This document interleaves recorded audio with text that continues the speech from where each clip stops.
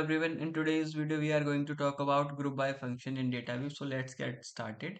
So this is the definition of group by function. So basically group by function is used to group elements of an array or object based on a condition or key. So from this definition we can understand that group by function works with both array or object. So what it does, it basically splits data into groups based on a given expression and returns the result as an object. So it works on both array and object, but it gives output in the form of an object. So this is the syntax of group by function. So first syntax is with array. So when we are passing array as an input to group by function, in that case it has two parameter, item and index, and this is the expression that we pass to group by function. So this is the another syntax when we are passing object to group by function, or you can say when it is operating on object.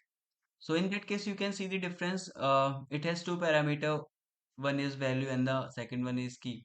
But when it works with array, it has the parameters item and index. But in case of object, it has key, not index. Next, if I talk about the key characteristics of group by function, then it returns object, not array, and keys are derived from an expression. So keys could be a dynamic. So values are arrays of group items. So your values will be arrays of group items. So it works on arrays and object. So these are some examples of real use cases, like we can group users by department or any parameter. Likewise, we can categorize orders by status and split data based on conditions. So these are some examples where we can use group by function. So now let's understand group by with the help of an example. So here I have taken this payload. So this is an array of objects. So it contains three objects where department is ID and IT and HR. So what we need to do, we need to group these items on the basis of department. So how we can achieve it? So payload, then group by.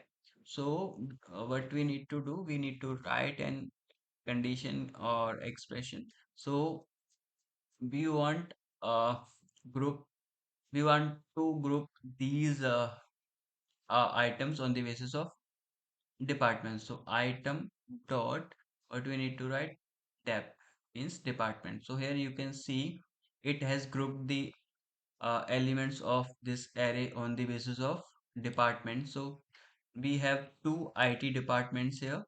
So you can see inside this IT key, we have this value. Value is in the form of an array and it contains object whose objects which are related to IT department. Likewise, we have another key that is HR department and it contains value as an array and it has only one object. So you can see we have grouped values of this array on the basis of department. So ultimately we have got this object as an output, and inside this object we have keys and the values are array. Okay, so that's how group by function works. Let me take another example. This is another example. So where I have this array as an payload, what we need to do, we need to group even and odd number from this array. So how we can achieve, we need to write group by, and you can see payload and group by, we have two parameter item index. Then what we need to do, if and item mod 2 is equal to 0, then it will be even, else odd. Okay, so it is giving error. So how we can remove, because we need to wrap this expression inside. parenthesis. So you can see it has grouped these array elements into two groups, odd and even.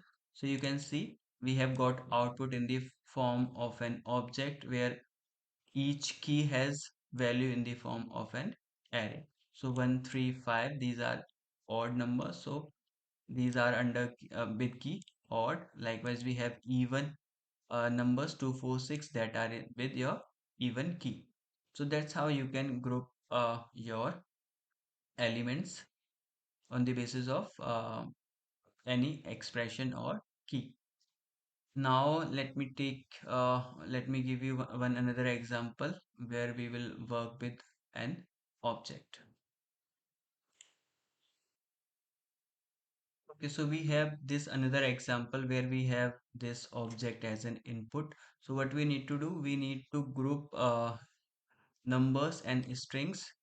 So what we have done, you can see this group by function is operating on this payload, and we have now different parameters, value and key.